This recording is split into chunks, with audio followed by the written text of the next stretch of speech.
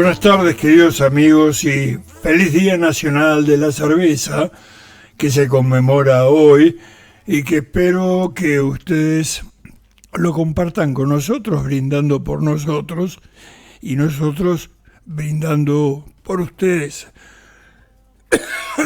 Cerveza que no solamente es la artesanal, sino que la cerveza inclusive tiene orígenes preincaicos, pero no me voy a referir a eso porque esos son mis trabajos de antropología. Sí me voy a referir a lo siguiente, que fue una hermosa sorpresa que tuve el día de ayer en el Instituto Nacional de Investigaciones Históricas Juan Manuel de Rosas, donde asistí a la presentación de un libro de un jovencísimo autor que fue presentado nada menos que por Umberto Podetti, un bronce del pensamiento nacional, un hombre de una trayectoria fenomenal, y por nuestro secretario Pablo Vázquez. Afortunadamente lo pude capturar al autor del libro, que es nada menos. Me quedé toda la noche leyéndolo, es un trabajo medular y a Dios gracias lo tengo acá. Es un hombre que nació en 1987, es decir, 5 años después de la guerra. Ay, Daniel, vos tenés una escandalosa juventud y a pesar de ello ya una impresionante trayectoria sindical, en un sindicato del cual nos vas a hablar ahora. Profesional, sos un colega porque vos sos doctor en historia y creo no, es así, la tesis tuya estaba basada respecto a algo que tiene tanta actualidad en este momento como es la encíclica Laudato Si a la que te vas a referir. Entonces yo te voy a pedir, querido Daniel Mayorano, en primer lugar, que nos digas quién sos.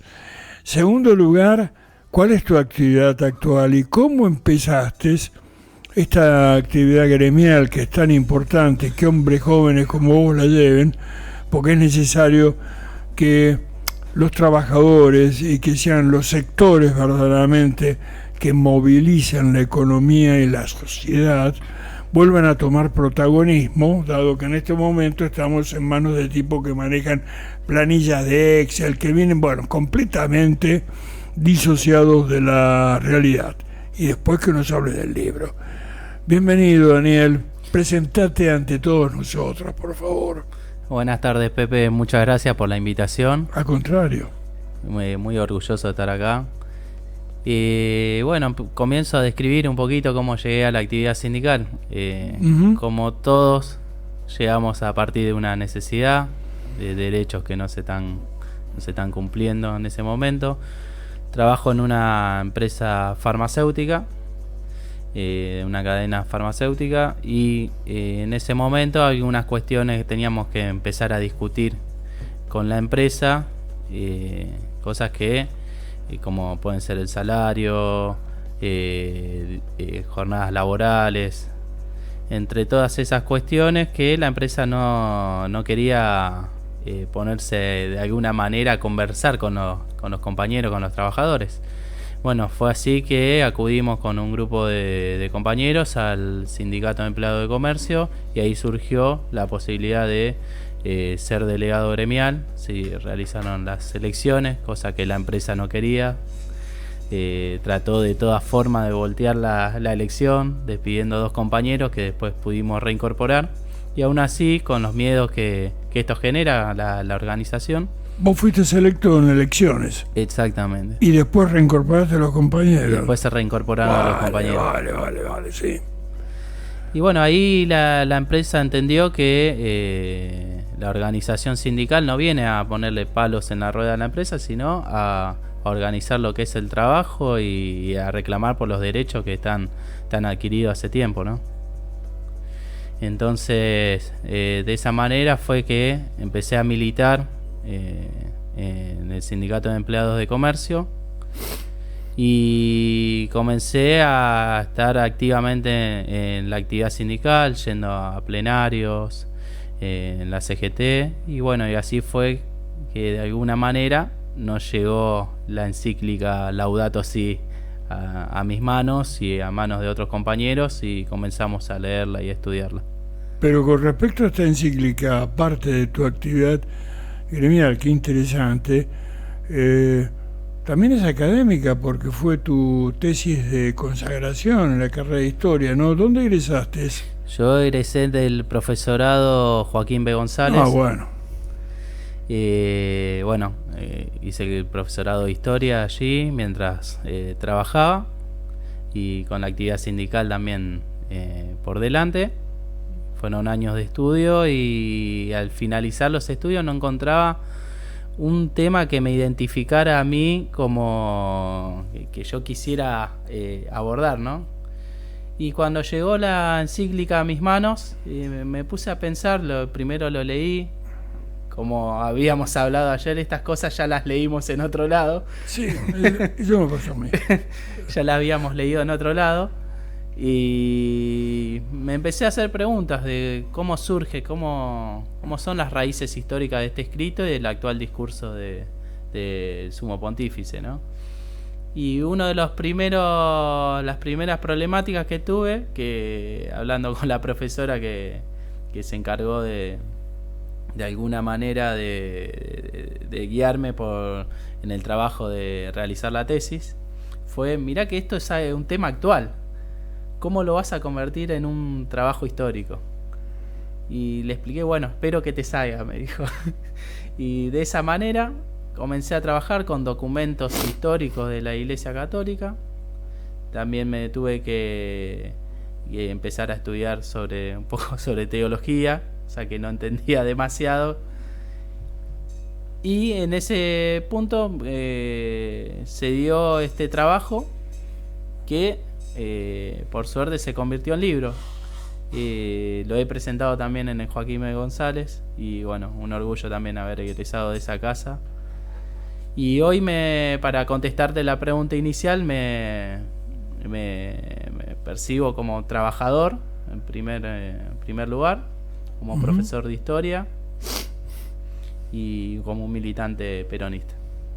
Bien, porque qué interesante el prólogo que tiene tu libro, que es nada menos que de Emil Secuda, que es jefe de oficina de la Pontificia Comisión para América Latina.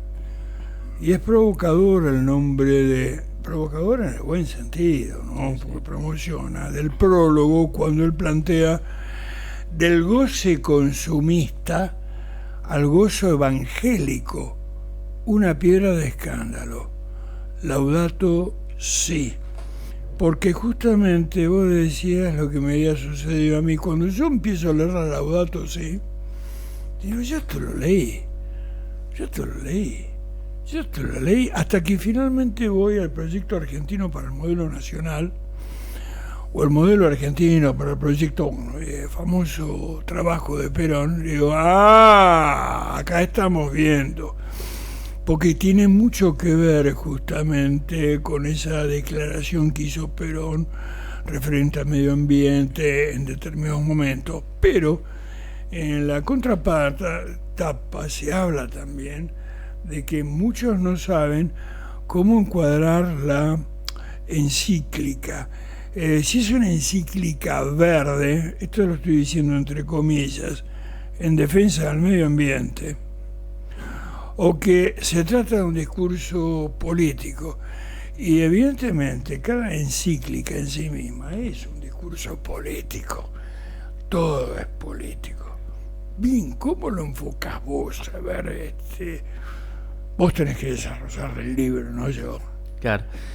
Las directrices principales, cómo te acercaste, cómo lo desarrollas y cómo lo ves en este momento tan grave de la situación, no solo argentina, sino universal también, ¿no? Fundamentalmente lo vimos con mis compañeros y lo vi yo en forma particular porque fui que realicé el libro desde el mundo del trabajo. Centrarnos desde una perspectiva de trabajadores fue esencial para, primero, comprender la encíclica y segundo, para desarrollar un trabajo sobre la encíclica. el mundo del trabajo para el discurso de Francisco y las acciones, porque si bien hablamos de discurso cuando habla, pero las acciones que ha llevado a cabo Francisco son muy importantes. El mundo del trabajo está en el centro, cuando en realidad nos están proponiendo, y en la actualidad lo vemos claramente, donde el dinero, el dios dinero, como dice Francisco, está en el centro del sistema. Pero nosotros lo que tenemos que hacer es volver a poner las cosas en su sitio y de alguna manera decir y denunciar lo que este sistema está provocando, sobre todo para el mundo del trabajo, ¿no? El avance de la tecnología, que está haciendo perder muchos puestos de trabajo. También las relaciones laborales cada vez se están convirtiendo en trabajos más precarios. Tenemos en el libro, yo hablo mucho y hago un ejemplo sobre el caso de los repartidores de Rappi, en el cual son trabajadores precarizados. La precarización absoluta. Sin embargo, esos trabajadores precarizados son los que votaron este modelo, justamente porque carecían de un escudo contenedor y protector, como puede ser un gremio, un sindicato, y de gente como vos, gente que está sola, con una bicicleta, sin ningún tipo de cobertura. Por eso después comentame, no digo a mí, a todos los oyentes, qué relación, si existe como tal, hay entre esta encíclica y lo que respectivamente llaman la teología del pueblo o algo por el estilo. Yo creo que es diferente, pero en fin, aclararnos, ilustrarnos vos. Sí, hay una relación directa, sobre todo porque pone en el centro no solo el trabajo, como dije anteriormente, sino el pobre pueblo trabajador, ¿no? Uh-huh. El pueblo trabajador que es el sujeto de la historia. Ayer recuerdo que conversábamos sobre este tema, de los pueblos hacen la historia.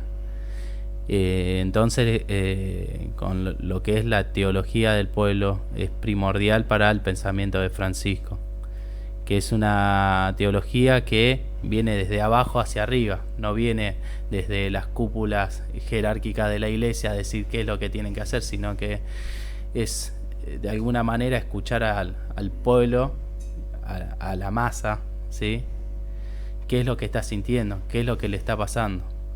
Y un poco para retomarlo con la encíclica, Francisco hace una invitación no solamente a la iglesia, al interior de la iglesia, sino a toda la sociedad, porque cuando Francisco expresa que hay que ir a las periferias existenciales, no solamente le está hablando a los sacerdotes, le está hablando a la política también, que un poco explica la realidad que estamos teniendo hoy en día. ¿Qué pasó? ¿Qué nos pasó a todos para que tengamos esta realidad política, ¿no? Claro, sobre todo ahora que se quiere imponer una ideología del egoísmo, salvate vos. Entonces, alguien dijo, me acuerdo, ¿no? Sí, viva el egoísmo, porque como decía Adam Smith, la suma de todos los egoísmos hacen esto. No estoy recordando, uno de los tantos payasos que supimos tener en nuestros esquemas liberales responsables, que los tenemos ya desde la época, desde Mariano Moreno en adelante, de la época de 1810, ¿no? El otro día nos referíamos a eso hablando de Joaquín Campana, como ya en mayo, y eso hay un excelente trabajo sobre el mayismo de Fermín Chávez, se preanuncia esta dicotomía, no me gusta decir la palabra directa, pero esta dicotomía de un pensamiento solidario, hispanoamericano, teológico, encontró un pensamiento absolutamente individualista, regido por el dios Mamón. Pero, ¿por qué no nos comentás cuáles son los ejes principales de la encíclica Laudato y en qué hace fundamentalmente hincapié? ¿Cuáles son los ejes principales? Bueno, los ejes principales son, en primer lugar, el medio ambiente, que es utilizado más como una excusa para denunciar un sistema que mata. Nosotros vemos el deterioro del medio ambiente, no es algo que es fortuito, sino que es casual. Las empresas están deteriorando, contaminando, sobre todo él habla mucho del mundo de las finanzas, son una de las industrias que más contamina, a pesar de que no pareciera que fuera así, pero la cantidad de papel que se gasta en los bancos es increíble. Sobre todo el medio ambiente, en segundo lugar, utiliza una serie de conceptos que son muy importantes destacar, que sirven para analizar la realidad y también para construir políticamente alternativas, ¿no? Que es como el concepto de la cultura del descarte, este sistema que todo, así como todo se convierte en basura rápidamente, un celular que tenemos hace 2 años ya no sirve más porque salió un modelo nuevo y hay que salir corriendo a comprarlo, si no queda fuera del sistema. Lo mismo está ocurriendo con los seres humanos, y esto lo estamos viendo con la penosa frase de que algo harán, si se están muriendo de hambre, algo harán para no morirse de hambre, como si fuese tan sencillo, como si fuese tan sencillo para una persona que no tiene los recursos necesarios obtener el alimento hoy en día con la inflación galopante que hay.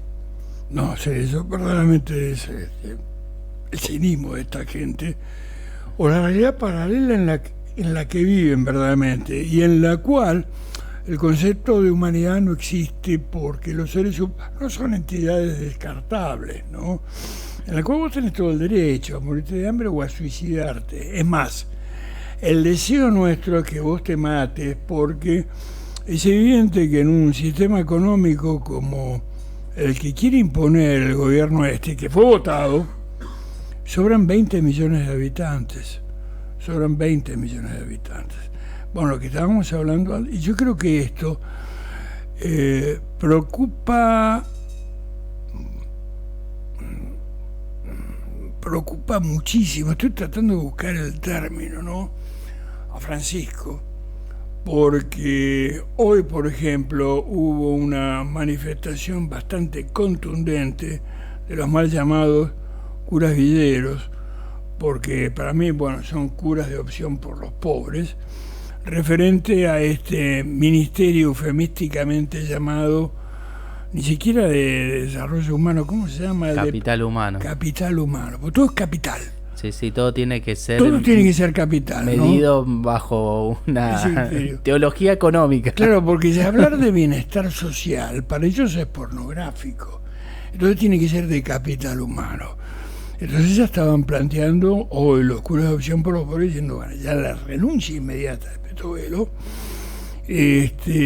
porque resulta que la yerba no eran tales, sino ahora tienen que repartir los millones de cajas de leche condensada que los pibes no están consumiendo, y que la tenían encanutada mientras ellos desayunaban, hasta que no fueron denunciados. Esto fue la denuncia de un periodista ahora trato de recordar qué medio, no precisamente de La Nación Más, ¿no?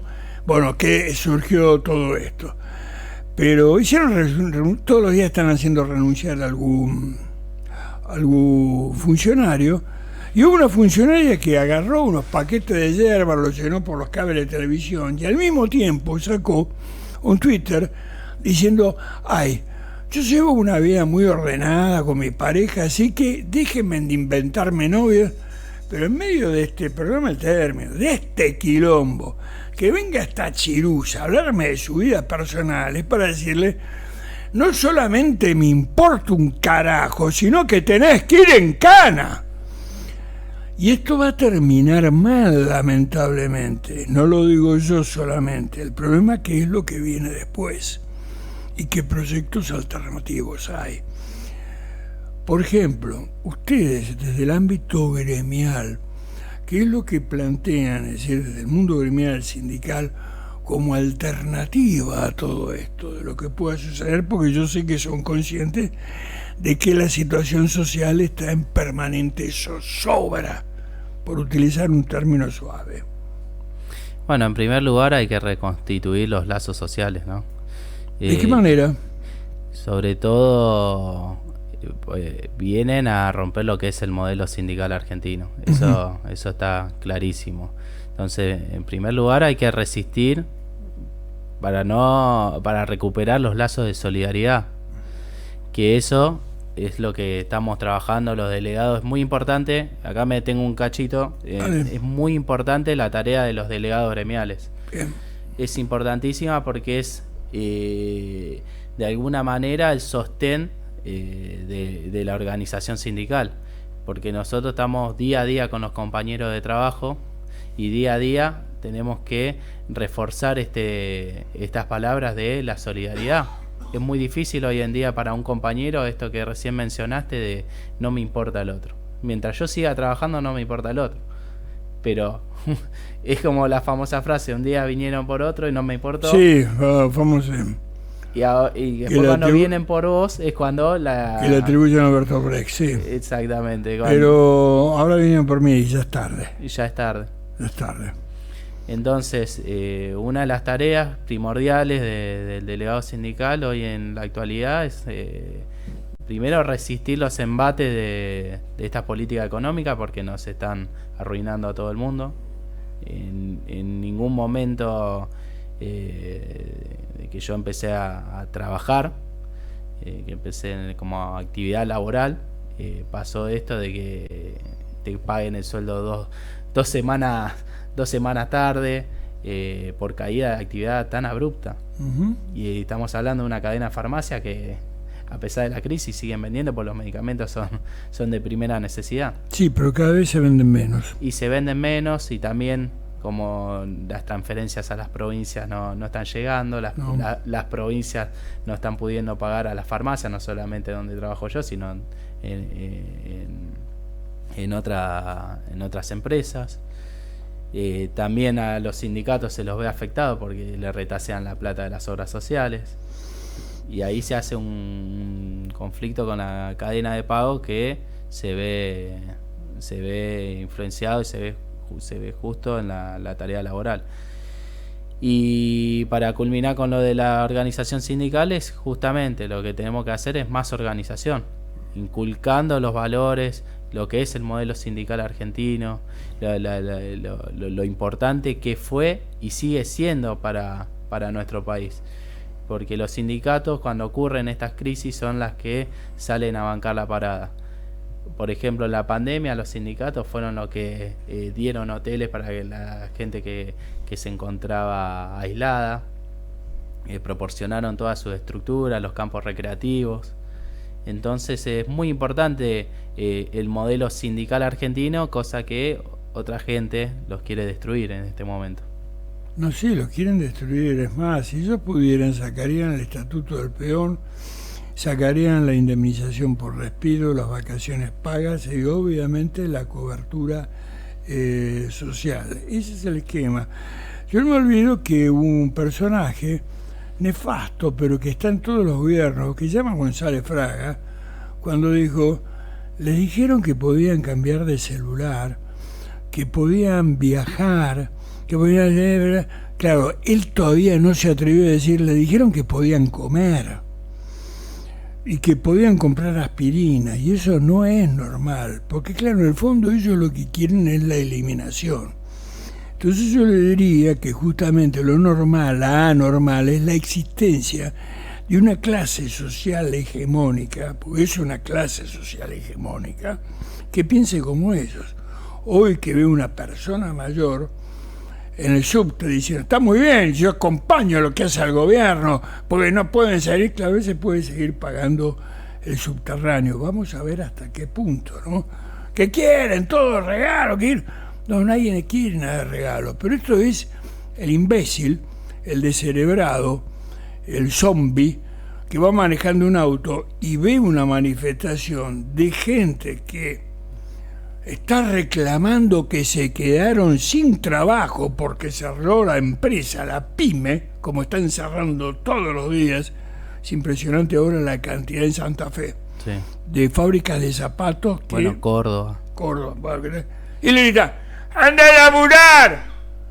pero está gritando que justamente se quedaron sin laburo. Entonces, con un tipo que dice eso, uno se da cuenta de que tiene un problema de una carencia neuronal significativa, que tiene las neuronas comidas.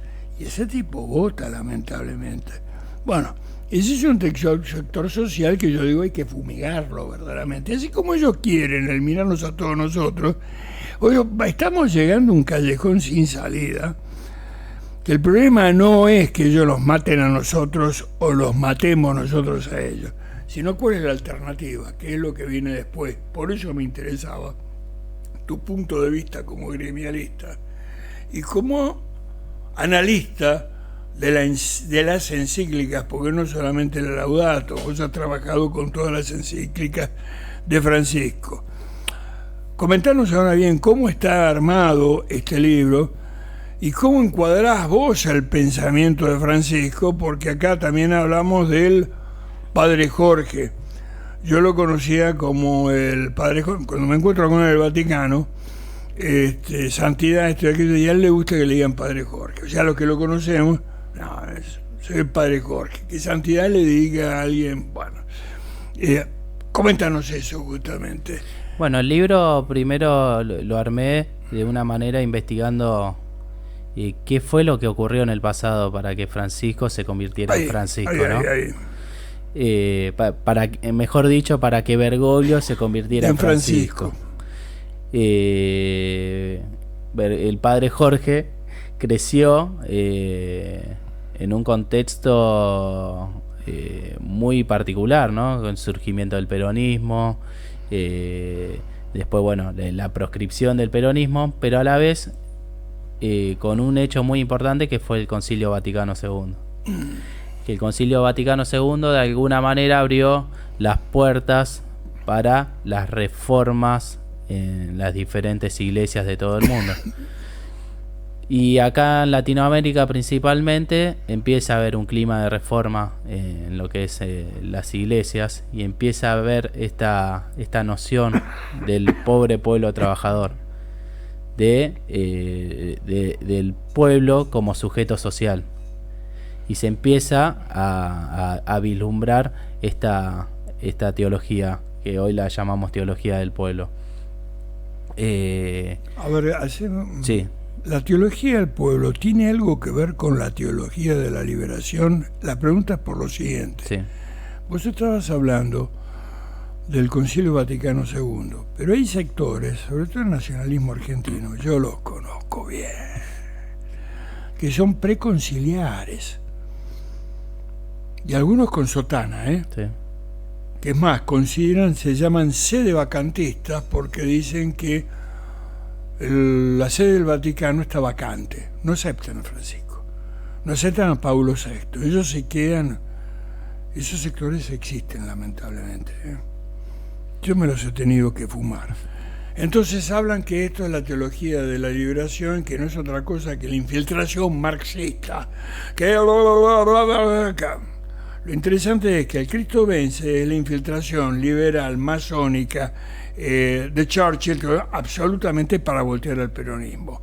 Acláranos bien, ¿qué diferencia hay entre la teología? Yo sé que hay una diferencia, pero me gustaría que vos la abarques. No, hay una diferencia sustancial. Porque exacto, entre la teología del pueblo y la teología de la liberación, para que los oyentes... Por eso remarco teología del pueblo, porque teología del pueblo es un fenómeno netamente argentino. Nosotros argentino, bien.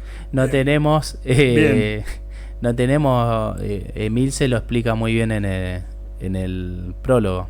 No tenemos un Camilo Torres, cura guerrillero que tome las armas, todo esto no. Se inventó un enemigo comunista para implantar la doctrina de la seguridad nacional, cuando en realidad el verdadero problema de estas clases oligárquicas o hegemónicas era el peronismo. Exactamente, el odio al peronismo. Y es el peronismo hoy en día, porque... hablando es el peronismo como expresión política, cultural y social, no porque hoy me enteré que hubo un senador peronista de Entre Ríos que firmó toda la ley de bases. Claro, tiene el cartel de peronista, pero por abajo reparten la guita. Y justamente esta ley de base significa, respecto al laudato, la entrega de los recursos naturales sin ningún control durante 30 años, que va a ser terriblemente contaminante, terriblemente extractivo, va a ser, bueno, la ruina del país. Pero sigamos con la teología del pueblo y teología de la liberación. Bueno, esa diferencia hay que marcarla justamente porque nosotros tenemos nuestra particularidad como pueblo. Como pueblo, sí. Como pueblo. Nosotros tenemos una influencia muy directa del sector obrero. Nosotros no tenemos como se pueden... Pues se confunde mucho el tema del campesinado con los obreros. Entonces nosotros tenemos que marcar que la realidad argentina es diferente de la latinoamericana. Si bien está marcado dentro de la latinoamericana, pero Francisco lo explica muy bien, la teoría del poliedro. Tenemos diferencias, sí, pero somos una unidad. Sí. Pero esas diferencias se respetan. Nosotros tenemos una expresión política nacional y popular que es el peronismo, y que se comprende desde un sector de trabajadores principalmente. Que eso es lo que hablábamos con compañeros, que tenemos compañeros delegados de Colombia, y ellos se abren los ojos grandes y dicen, no puedo creer lo que es el modelo sindical argentino. Por ejemplo, vos en Colombia, un pobre que te va a limpiar el vidrio del auto no mira a los ojos, y acá te miran a los ojos, y eso es el peronismo, me dice, porque hay una expresión política capaz de darle identidad a una persona. Bueno, pero eso es lo que decía Patrón Costa, que lo que no le iban a perdonar jamás al peronismo, más que el estatuto al peón, las reformas sociales, es que el negrito del Cañaveral, que venía a solicitar un aumento de sueldo, no lo pedía, lo exigía. Y no era mirando al piso, sino que mirando a los ojos. Mirando a los ojos, te aclaro que Patrón... aclaro toda la audiencia. Patrón Costa era un indio de mierda, que después se dedicó a casarse. Bueno, no voy a hablar de con quién se casó, que era muy bonita, que era Margarita, que era la joya de Salta, que era hija de noruegos, porque él se asumía con vergüenza ser descendiente de indios y quería mejorar la raza. Es decir, un pobre tipo con complejo de inferioridad que era un indio. Entonces, esto es lo que sucede, que es lo que dicen ahora los progres, el facho pobre. Es decir, cuando vos tenés un negro con guita, puede ser lo más resentido del mundo. Estoy utilizando terminología de ellos, negro. Como puede ser Isaac Francisco Rojas, que nunca se arrepintió de lo que hizo. Aramburu tuvo una cierta autocrítica y un acercamiento a Perón, de haber cometido errores como el fusilamiento de Valle y todo esto. Pero no hay nada peor, y no es solamente acá, porque esto viene de la cultura romana, el liberto enriquecido, el que fue gladiador y que, bueno, el liberto que tomó un par de mangos. Entonces, y otra de las cuestiones del peronismo. El peronismo expresa a los sectores fabriles. Es decir, el 17 de octubre, en los tiempos que venían de los frigoríficos, o sea, de lugares donde se hacían manufactura, aunque sea cortando una vaca, algo por el estilo. La descripción de Leonardo Fabio ahí del 17 maravillosa, de octubre. Maravillosa. Que viene de Loma de Zamora, que cruza. Bueno, y que el Carabinero Ortiz también, cuando dice se subsió lo de la patria sublevado. Pero claro, ese que viene del conurbano de Fabriles. Pero eso, vos en Centroamérica, yo estuve en Nicaragua, entonces es lógico que te hablen del campesinado, porque no existe. Es decir, Colombia llegó a sufrir, y Venezuela también, el hecho de agarrar la lechuga, exportarla a Estados Unidos y después comprársela, pero ya empaquetada, en celofán. Qué barbaridad, dirás vos. Bueno, Brasil nos vende el pan que elabora con el trigo que nosotros le mandamos. Es decir, es llevarnos a un esquema pre-peronista. Y el peronismo, como vos bien decís, expresa a los sectores pequeña y mediana empresa. No es un campesinado, es pequeña y mediana empresa, aunque sea una fábrica de clavos, como dijo Perón. Cuando nosotros asumimos, hasta las alfileres se fabricaban en Gran Bretaña. 10 años después estábamos fabricando el pulque. Eso fue el motivo por el que lo voltearon. Como dijo Isabel, no me voltearon a mí, quisieron derrumbar las chimeneas de Perón. Y este hombre lo tiene bastante en claro. No lo digo por esta encíclica, sino por su discurso permanente. Pero sigamos con el análisis de la encíclica en sí misma, que es el libro que estamos presentando. Y bueno, también tomamos la encíclica como una actualización política. Qué interesante. A ver. Y justamente porque creo que hay una confusión ahora muy clara, en la que parece que los partidos políticos o no sé, o los frentes, porque ahora entre toda esa confusión ya no se sabe si llamar los partidos políticos frentes. Ocurre que parece que no hubiese una idea o una meta o un desafío de cómo encarar esta realidad. Porque a veces se discute con compañeros que te dicen, bueno, pero el neoliberalismo ya está, es como que el peronismo se tiene que convertir en neoliberal. No. Y el peronismo siempre es una resistencia a eso. Lógico. Es una resistencia. Lógico. Entonces, noto que hay cierta confusión también a pesar de que tuvimos 12 años de gobierno peronista, de no poder cambiar la matriz económica, porque mientras se estaba recuperando el salario, las finanzas seguían haciendo su juego. Entonces, lo que hay que pensar, y que para lo que sirve Laudato Si, es que Francisco nos está mostrando que estamos al borde de la autodestrucción como humanidad. ¿Por qué? Él no lo dice en estas palabras las digo yo, sino que este sistema está matando a la gallina de los huevos de oro. ¿Por qué? Hay muy pocas personas que se están enriqueciendo, están acumulando y concentrando toda la riqueza, y en un sistema que se basa en la venta de productos y de bonos y de celulares, de tecnología, ahora los trabajadores ni eso podemos consumir. Ya nos está costando consumir el alimento, la vestimenta, menos estamos consumiendo artefactos electrónicos. Entonces, ¿a dónde vamos a ir a parar? Bueno, Francisco nos muestra qué es lo que está pasando, y nos abre una puerta para que de alguna manera, con una acción política, podamos enfrentar y mostrar que hay otra alternativa. Sí, es real, porque, bueno, vos naciste en el 85 y hay que recordar que el 2 de abril de 1976, que no es el 2 de abril de 1982, recuperación de las Malvinas, el 2 de abril de 1976 es el discurso de Martínez de Oz, donde él plantea justamente dar vuelta a todo y dice, señores, esta es una transformación, y que es cuando se establece la ley de entidades financieras, que es lo que hemos vivido hasta el momento, que en los 12 años magníficos del kirchnerismo no tocaron, y que significa ahora han triplicado su ganancia a los bancos. Entonces ya la timba, esa cuestión así en el aire, pero mientras tanto van fundiéndose las pequeñas y medianas empresas. Bueno, pero si no son competitivas, no pasa que sean competitivas. Es que los grandes países capitalistas que tanto admiran, como Estados Unidos, la propia Corea del Este, fueron Gran Bretaña, terriblemente proteccionistas. Y entonces es como dijo el general norteamericano que ganó la Segunda Guerra Mundial,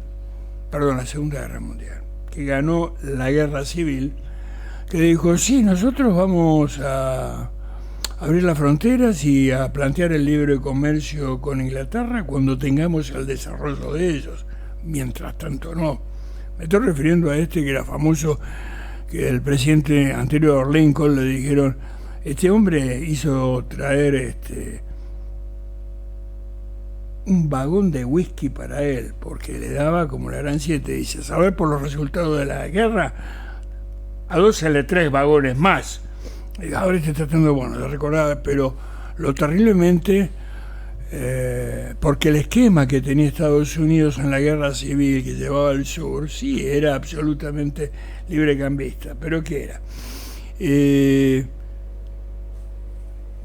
monocultivo de caña con mano de obra esclava. Es lo que nos muestra muy románticamente lo que el viento se llevó.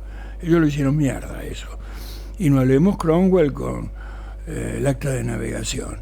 Entonces nosotros tenemos que poner, bueno, claro, esto me pasó a mí en México. Estaba hablando con por México también hay garcas, ¿no? Un pelotudo tenía ese tipo, quería ofenderme. Y México, Distrito Federal estoy hablando, ¿no? Me dice, yo estuve en Argentina. Qué atraso tecnológico. ¿Qué podemos hacer por la Argentina? Le digo, gracias, qué generosos. ¿Ustedes van a hacer algo por nosotros? Mire, le digo algo. Yo en mi país, específicamente en Buenos Aires, que vendría a ser México Distrito Federal, el agua del inodoro me la puedo tomar, si no está usado, desde luego. Pero si yo llego a tomar un vaso de agua de la canilla, me agarro una cagadera de 2 días seguidos, y que ustedes lo llaman el bar de Montezuma. Ustedes no me pueden garantizar la potabilidad del agua y venís a hacerte el poronga, esto fue porque llamó un devuelve, bueno, pará, con que tenés el último celular. Bueno, acá hay gente que votó a Milei porque podía acceder a la PlayStation nueva. Creía que podía acceder a la verdad. Ahora no le alcanza la guita. Ese es el problema. Ahora tenés que darle a elegir, ¿qué querés? ¿La PlayStation o la lata de sardinas? Porque la carne no olvidaste. Y lamento decirte que a ninguna de las dos vas a acceder. Entonces vas a comer mierda que te va a hacer bien porque es lo que tenés en la cabeza. Y a lo mejor es necesario que cierto sector del medio pelo de la clase media vuelva, que todavía no ha llegado, viva esto. Vos eras, bueno, un chico, pero yo me acuerdo del 2001, fue un despelote, hubo más de 50 muertos, gente que estaba muerta en las escalinatas del Congreso. Piquete y Cacerola, la lucha es una sola. Piquete, ¿por qué? Porque le habían tocado el bolsillo a la clase media. Pero ahora lo están haciendo también. Porque si tienes guita en un plazo fijo, te lo están licuando. Y lo dicen ellos. Vamos a salir, lo dijo la vicepresidenta, vamos a salir con los ahorros de los argentinos. Bien, querida. Decile a tus patrones que tienen toda la guita en los paraísos fiscales que las traigan acá. Pero no te agarré con la jubilación de mi abuelita, ni con los ahorros míos. Bueno, vamos a ver hasta cuánto aguanta esto, ¿no? Porque aparte el estado de narcotización, por llamarlo de una forma, que tiene la sociedad argentina es francamente apabullante. Pero no vaya a ser como dice el discurso de la segunda declaración de La Habana de Fidel Castro. Ahora comienzan a despertar del largo sueño embrutecedor al que los sometieron. Claro que cuando la negrada despierte, esto sea incontrolable. Hoy estaba viendo un choreo, por la inseguridad me refiero. 7 tipos perfectamente coordinados. Del colectivo. Dentro de un colectivo para afanar un celular. Y violento, porque sí, le encajaron 3 patadas en la cabeza. Bueno, claro, menos mal que hay cámaras ahora que vos lo podés ver, ¿no? Pero estoy diciendo el desgarramiento del tejido social, sobre lo cual está muy al tanto, Francisco lo advierte, porque no hay un sistema de inteligencia, de espionaje, por llamarlo así, de inteligencia, más aceitado que el del Vaticano. ¿Por qué? Porque el último curita de la puna es un informante. Entonces Francisco sabe perfectamente qué es lo que se vive acá. No porque los curas bolcheviques de la teología, de la liberación, no, porque se lo manda un curita de Tafí, que esto de aquello, y que le dice, vea, acá la gente está buscando. Hay gente que todavía puede comer de los pastos. Claro, y que muchos sostienen comedores en los barrios. ¿Quiénes? Los curitas. Los curitas, esto se lo... Mirá, hay una colega tuya, Maya Volkovinsky, sí, que ella es la segunda, el Piumato, en justicia, sí, la conoces, ¿no? Entonces un día estábamos charlando y le digo, ¿por qué no explota toda la ciudad? Me dice, ¿por qué no explota el conurbano? Por los curas villeros. por los curas villeros. Es decir, la contención social que está haciendo la curia puede hacerla hasta cierto mundo. Tiene la bendición de Dios, pero Dios no manda bolsas de comida. Tiene esa contención, pero vamos a ver hasta cuándo aguantan. Hasta cuánto aguantan. Porque esto no lo digo yo. Esto lo dice, por ejemplo, lo que era la villera estrella que tenía Margarita Barrientos, que tenía Macri. Ella no recibe alimentos en este momento. Y ahora hasta fueron a un juzgado a pedir de que impidieran el reparto de comida. Ahora lo han tenido que levantar. Por otra parte, considero que repartir comida tampoco es la solución. La gente tiene que comer en su casa con sus padres y con sus hijos, después de venir del laburo. Y tiene que estar bajo techo y tiene que tener una cama caliente. Es impresionante la gente en situación de calle que aumenta cada día más. No he visto todavía ninguna estadística de muertos por hipotermia, pero en estos días me llama la atención que ninguna persona en situación de calle no haya fallecido. No lo estoy deseando. Eso es lo que decía Milei, que dice, bueno, cuando se empiecen a morir, alguien, o sea, él no tiene ninguna responsabilidad, el presidente de la nación, pero no tiene ninguna responsabilidad. Alguien me va a resolver todo esto. ¿Quién? ¿El Chapiro Verde? ¿Robespierre o Danton? Guárdame, hermano, porque vos me estás haciendo creer en las profecías, como la de Don Orione y otra que dijeron, uno estará colgando en Plaza de Mayo. Y me dijeron, sí, pero también hablan de que va a flamear la bandera roja. Digo, hace rato de flamear la bandera roja. No del bolchevismo, la bandera roja de remate, hermano, si están entregando el país así. ¿Cuáles son las actividades que vas a desarrollar de acá a fin de año? Intelectuales y sindicales. Bueno, sindicales, seguir militando en el Sindicato de Empleados de Comercio. ¿Cuál es la agenda que tienen? Sí, una agenda complicada, compleja más que complicada, porque la actividad de comercio es siempre el último eslabón de la cadena productiva. Y ahí es donde se ve claramente el bajón de consumo. No, pero ahí ustedes tienen el termómetro. Exactamente, es el termómetro de lo que sucede. ¿E intelectualmente, académicamente? Intelectualmente estoy entrándole a los últimos escritos de Francisco. Me gustaría, todavía no tengo a ciencia cierta por dónde va a ir. Estoy dando clases también en escuelas públicas, en el barrio Soldati, en Barracas. Y bueno, seguir formándome y también de alguna manera que este libro sirva para el debate, para lo que viene.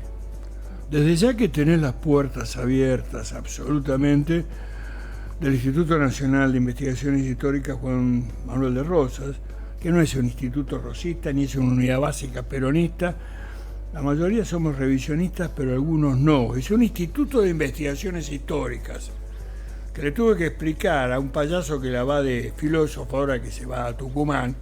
Dijo, yo soy impenitentemente peronista, sí, pero el instituto se creó en 1938, cuando el peronismo todavía no era ni siquiera el sueño de un borracho. Así que no me corras con esa. Bueno, quiero decirte con esto la amplitud de criterio que tenés. Vos lo vistes el otro día.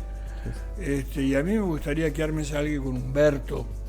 Sí, Humberto me encantaría. Claro, que hagan un curso o algún seminario. Las instalaciones las tienen. Un gusto, y menos mal, yo me alegro mucho que hombres jóvenes como vos, digamos, esto es lo que se llama el trasvasamiento generacional. Yo lo llamo más o menos como la carrera de posta en que nosotros, la llama nunca se va a acabar porque te pasamos la antorcha a vos, viste, como antiguamente, ¿no? La llama de Olimpia, que esté portando gente como vos. Y esos lazos son los que hay que reconstituir. ¿Cómo? Esos lazos son los que hay que reconstituir. Claro, y ustedes están en eso. Y eso me da una profunda alegría y espero que se le haga a nuestros oyentes también. Daniel, te agradecemos mucho la presencia en nuestro programa y en nuestros programas, porque tenemos otros más, yo con mi conductora Alejandra Piaggi, que es El valor de las palabras, aparte de Confesión en la máscara, tenemos Los olvidados, Tiempo de encuentro y Una mirada austral. Tenés las puertas abiertas, vos y los compañeros de tu sindicato. Muchísimas gracias, Daniel, por acompañarnos. Muchísimas gracias, Pepe. No, a vos. Queridos amigos, el próximo viernes nos veremos y después veré, porque probablemente yo me vaya una semana a Tucumán, si el programa lo puedo hacer desde allá. Esto se debe a ver las cuestiones técnicas con que lo puedo hacer y la disponibilidad que tenga mi entrevistado de allí, de Tucumán, que va a ser una sorpresa para muchos, ojalá se dé. Así que no este viernes lo hacemos acá, sería el otro viernes. Hasta el próximo viernes, queridos amigos, y muchas gracias, como siempre, por acompañarnos con tanta solidaridad.